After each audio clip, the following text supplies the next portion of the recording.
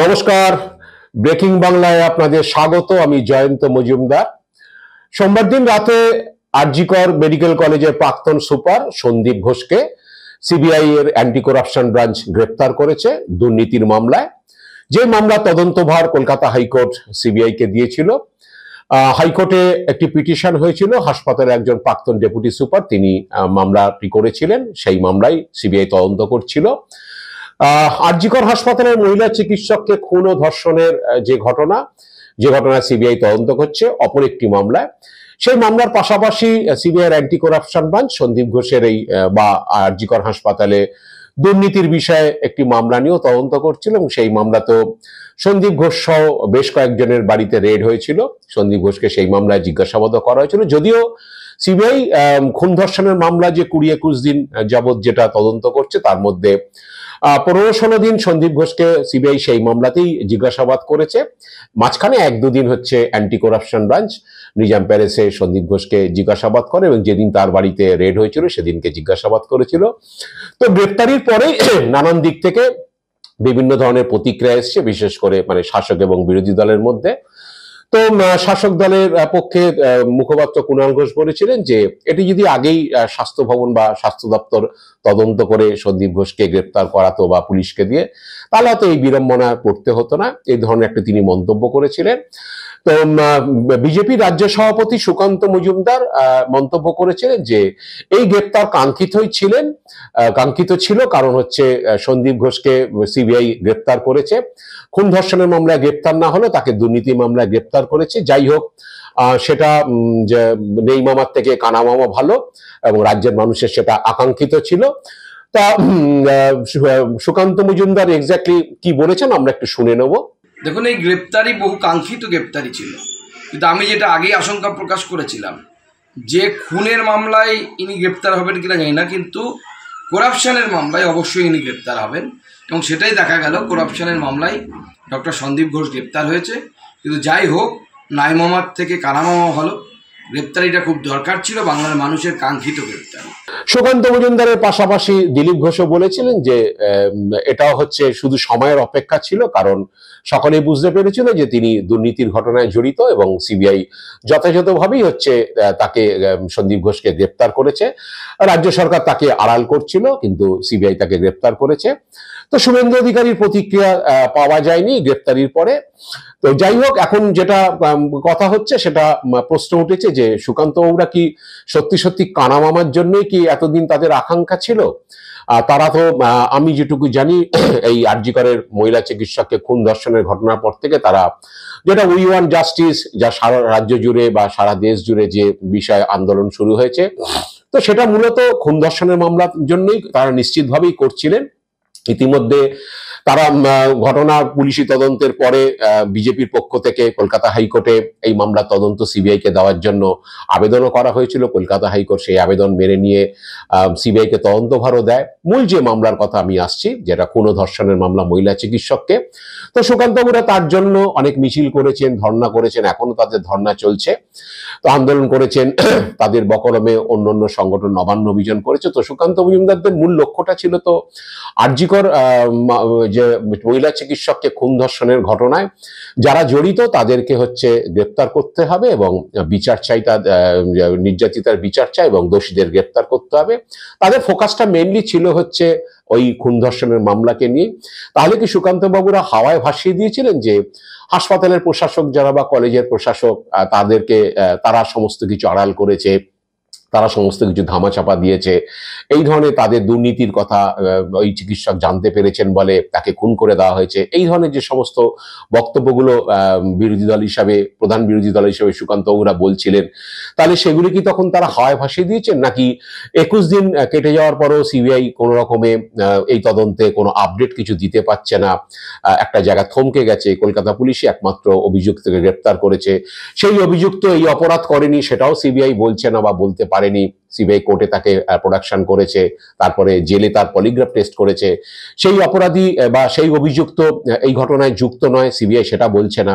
তার মানে সেক্ষেত্রে সিবিআই, আমি ধরে নেব যে সিবিআই মনে করছে যে সঠিক আসামিকেই কলকাতা পুলিশ গ্রেপ্তার করেছে এবং সেই জন্য তাকে ছেড়ে দেয়নি বা কোর্টকে বলেনি যে এই আসামি আসল ঘটনায় যুক্ত নয়, অন্য লোক যুক্ত, আমরা সে ব্যাপারে তদন্ত করছি। এই আসামিকে বা এই অভিযুক্তকে আমরা ইতিমধ্যে এক্সামিন করে আমরা নিশ্চিত হয়েছি যে এই অপরাধে যুক্ত নয়, আসল লোককে আড়াল করার জন্য একে গ্রেপ্তার করা হয়েছে বা কলকাতা পুলিশ গ্রেপ্তার করেছে। এটাও তো সিবিআই আদালতে জানায়নি।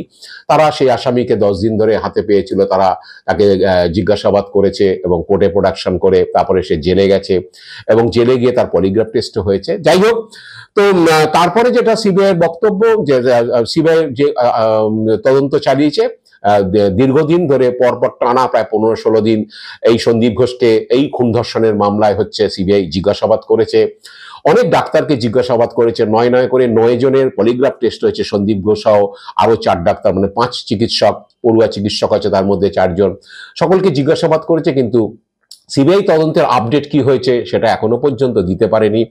তো সুকান্ত বাবুরা কি বুঝে গেছেন যে সিবিআই যেটা করেছে বা যেটা করে যাচ্ছে সেটা আলটিমেটলি কোনো লাভের লাভ কিছু হচ্ছে না, বা তারা থমকে গিয়েছে। এবং কলকাতা পুলিশ যাকে গ্রেপ্তার করেছে ইতিমধ্যে তার ডিএনএও ম্যাচ করেছে, নির্যাতিতার শরীরের থেকে যে সোয়াব নেওয়া হয়েছিল, নিয়ে তার জামা কাপড়ের যে পরীক্ষা সিএফএসএল করেছে, সেন্ট্রাল ফরেন্সিক সায়েন্স ল্যাবরেটরি, সেখানকার সঙ্গে একজন মানে শুধুমাত্র অভিযুক্ত সঞ্জয় রায় ডিএনএ ম্যাচ করেছে।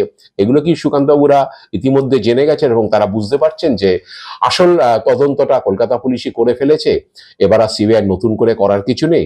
আর তারা যেগুলো ছুড়ে দিয়েছেন, যে প্রশ্নগুলো তুলেছিলেন, সেগুলো তোলার জন্যই তোলা হয়েছিল। সেগুলো একটা ঘটনাতে বিষয়ে একটা কিছু ছুড়ে দিতে হবে, কিছু প্রশ্ন ছুড়ে দিতে হবে, কিছু সন্দেহ তৈরি করে দিতে হবে, এই কারণে কি তারা করেছিলেন? সেই জন্যই কি তারা ভেবেছিলেন যে এসে সিবিআই সন্দীপ ঘোষকে গ্রেপ্তার করে দিলে তারা যেটা বলতে চেয়েছিল সেটা এস্টাবলিশড হয়ে যাবে যে সন্দীপ ঘোষ বা হাসপাতাল কর্তৃপক্ষ এই ঘটনার সঙ্গে যুক্ত, পুলিশ তাদের আড়াল করেছে, মমতা ব্যানার্জি প্রশাসন তাদের আড়াল করেছে, একজনকে শিখণ্ডি খাড়া করেছে, একটা সিভিক ভলেন্টিয়ারকে সেই অপরাধী বলে শিখণ্ডি খাড়া করে তাকে গ্রেপ্তার করে দেখানো হয়েছে। এইগুলো যে তারা অভিযোগগুলো করেছেন সেগুলো কি হাওয়ায় ভাসিয়ে দিয়েছিলেন? সেই কারণে যখন সিবিআই সন্দীপ ঘোষকে খুন ধর্ষণের মামলায় গ্রেপ্তার করতে পারলো না, তাকে আর্থিক দুর্নীতির মামলায় গ্রেপ্তার করলো, তাতে কি একটুখানি অক্সিজেন পেলেন যে যাই হোক কিছু একটা করেছে সিবিআই, অন্তত নেই মামার চেয়ে কানা মামা ভালো। আসলে আসল মামা খবর বোধহয় আসল মামার সন্ধান সিবিআই দিতে পারছে না, এটা তারা বুঝে গেছেন। কারণ আসল মামা দেওয়ার সাধ্য বোধহয় সিবিআই আর নেই।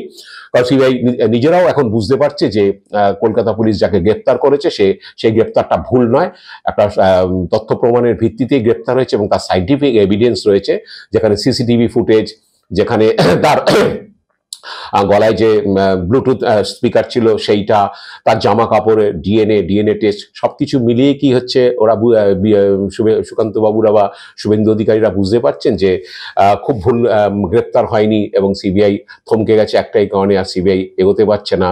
কারণ সন্দীপ ঘোষদের বুক করার মতো সিবিআইয়ের হাতে হচ্ছে তথ্য প্রমাণ নেই। আমি এর আগে যতগুলো ভিডিও করেছিলাম আরজি করে ইস্যুতে, আমি বারবার বলেছিলাম যে কোনো একজন ব্যক্তি, কোনো একজন প্রশাসক হাসপাতালের যেখানেই কার হোক, তার বিরুদ্ধে অভিযোগ থাকতে পারে, আর্থিক দুর্নীতির অভিযোগ থাকতে পারে, হাসপাতাল প্রশাসনের নানান ধরনের অভিযোগ থাকতে পারে, কিন্তু কোনো একটা খুন ধর্ষণের মামলায় তাকে যদি সেই মামলায় যদি কনস্পিরেটর হিসেবে আনতে হয়, তাহলে প্রমাণ থাকা দরকার হয় তিনি সেই খুন ধর্ষণে সরাসরি যুক্ত, অথবা খুন ধর্ষণ যারা করেছে বা যে করেছে তাকে সুপারি দিয়েছেন, অথবা কেউ খুন ধর্ষণ করেছে তাকে বাঁচানোর জন্য তিনি চেষ্টা করেছেন। এই ধরনের হচ্ছে প্রমাণ ছাড়া কিন্তু খুন ধর্ষণের মামলায় কাউকে ওইভাবে বুকড করা যায় না বা তাকে কেসে নিয়ে তাকে অ্যারেস্ট করা যায় না। কারণ সেক্ষেত্রে তাকে প্রমাণ জোগাড় করতে না পারলে কিন্তু আদালত থেকে সে খালাস পেয়ে যাবে। তো আমি সেটা বারবার বলেছিলাম যে সন্দীপ ঘোষের বিরুদ্ধে আর্থিক দুর্নীতি অভিযোগ থাকলে হয়তো সিবিআই তিনি খুনের ঘটনা বা ধর্ষণের ঘটনা যেটা ঘটেছে সেই ঘটনা তো জড়িত থাকার কোনো প্রমাণ সিবিআইয়ের হাতে নেই। সেই জন্য সিবিআই তাকে বারবার ডাকছে, জিজ্ঞাসাবাদ করছে, বহু লোককে জিজ্ঞাসাবাদ হয়েছে, তার ঘনিষ্ঠ বৃত্তে যারা রয়েছে তাদেরকে জিজ্ঞাসাবাদ করা হয়েছে, তার ফোন যে চেক করা হয়েছে, ফোনে চ্যাটিং চেক করা হয়েছে, এভরিথিং সিবিআই করেছে গত 20-21 দিন। তাদের একটা বড় টিম কাজ করছে, কিন্তু সেখানে বোধহয় অ্যাকচুয়ালি তারা এগোতে পারেনি। সেই জন্যই হয়তো সিবিআই কিছুটা থমকে গিয়েছে। এখন সিবিআই হচ্ছে নাকের বদলে নড়ুন, খুন ধর্ষণের খুনের যে মূল ঘটনা, সেই ঘটনা থেকে গ্রেপ্তার করতে পারলাম না, কি হয়েছে, দুর্নীতি তদন্তে গ্রেপ্তার করে দেওয়া হলো। এবং মঙ্গলবার দিন সন্দীপ ঘোষকে যখন আদালতে তোলা হয়, আদালতে তোলার পর সিবিআই প্রোডাকশন চার্জে যেটা এনেছে যে তাকে গ্রেপ্তার করা হচ্ছে আর্থিক দুর্নীতির মামলা, এবং আর্থিক দুর্নীতির তথ্য প্রমাণ জোগাড়ের জন্য তাকে হেফাজতে নিতে হবে বলে তারা 10 দিনের হেফাজত চেয়েছিল, আদালত 8 দিনের হেফাজত দিয়েছে। এবার সিবিআই তিনি কেমন ভাবে দুর্নীতি করেছেন তার তথ্য প্রমাণ জোগাড় করবে। কারণ আমার মনে হয় যে কদিন তার বাড়িতে, সন্দীপ ঘোষের বাড়িতে সিবিআই রেড করেছে, বা তার সঙ্গে আরো যাদের বাড়িতে রেড করেছে, সেখান থেকে তথ্য প্রমাণ পেলে অ্যারেস্টের দিনই হয়তো সিবিআই বলে দিতে, যাই না সেটা তাদের ব্যাপার, তারা পরবর্তীকালে কোর্টকে জানাবে যে তারা কি তথ্য প্রমাণ পেয়েছে বা কি তথ্য প্রমাণের ভিত্তিতে তাকে অ্যারেস্ট করা হয়েছে, বা অ্যারেস্ট করার পরে কোনো তথ্য প্রমাণ জোগাড় করতে পেরেছে কিনা। কিন্তু এটা হলো মূলত আর্থিক দুর্নীতি। কিন্তু ধর্ষণ এবং খুনের ঘটনায় যদি সত্যিকারের সন্দীপ ঘোষের বিরুদ্ধে বা অন্য কারোর বিরুদ্ধে, অন্য চিকিৎসকদের বিরুদ্ধে প্রমাণ পেত, তাহলে হয়তো সিবিআই এত সময় নষ্ট করতো না, অন্তত 20-21 দিন সময় নষ্ট করতো না। তারা ইতিমধ্যেই কাউকে বুক করতো এবং বলে দিতে পারতো যে সঞ্জয় রায়ের সঙ্গে এরাও যুক্ত, বা এরা সঞ্জয় রায়কে এনগেজ করেছিল, এভরিথিং যা যা ঘটনা ঘটে থাকে তার সপক্ষে তথ্য প্রমাণ পেলে। সেটা হয়তো পায়নি, সেই জন্যই হয়তো তারা এই ধরনের যে একটা গ্রেপ্তার করেছে আর্থিক দুর্নীতিতে। এবং তৃণমূল মুখপাত্র কুণাল ঘোষ যেটা বলেছেন যে সন্দীপ ঘোষকে গ্রেপ্তার করেছে আর্থিক দুর্নীতি, সিবিআই করতেই পারে, তারা কোনো তথ্য প্রমাণের ভিত্তিতে হয়তো করেছে। কিন্তু আমরা যেটা জানতে চাইছি সেটা হচ্ছে যে মূল মামলা খুন ও ধর্ষণের মহিলা চিকিৎসকের, যেটা নিয়ে সবার জিজ্ঞাসা যে সিবিআই 20-21 দিন তদন্ত করে কি করেছে, সেই মামলার আপডেট কি হয়েছে সেটা কেন সিবিআই জানাচ্ছে না? আমরা সেই আপডেটটা জানতে চাইছি, সেই মামলা কি আপডেট হয়েছে। কুণাল ঘোষ সেই প্রশ্ন তুলেছেন।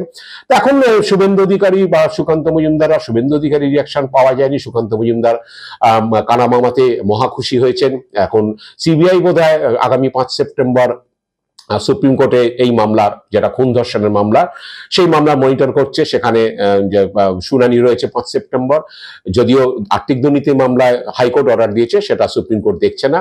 সিবিআই হয়তো সুপ্রিম কোর্টের সেই শুনানির দিন হয়তো বলতে পারে যে কি বলে, আমরা এখনো পর্যন্ত সন্দীপ ঘোষ বা অন্য কারোর বিরুদ্ধে, বা যে অভিযুক্ত গ্রেপ্তার হয়েছে তার বাইরে অন্য কারোর বিরুদ্ধে এখন হয়তো সেরকম তথ্য প্রমাণ সংগ্রহ করতে পারেনি। তবে সন্দীপ ঘোষকে তারা গ্রেপ্তার করেছেন, কলেজের প্রাক্তন প্রিন্সিপাল। সন্দীপ ঘোষের নামটা আগের দিন সুপ্রিম কোর্টের শুনানিতেও আলোচনা এসেছিল, যে সন্দীপ ঘোষকে আর্থিক দুর্নীতি মামলায় গ্রেপ্তার করা হয়েছে এবং তাকে তারা কাস্টডিতে নিয়ে জেরা চলছে। এবং সেই জেরার পাশাপাশি তারা খুনের মামলায় তিনি জড়িত আছেন কিনা সে ব্যাপারেও জিজ্ঞাসাবাদ করা হবে।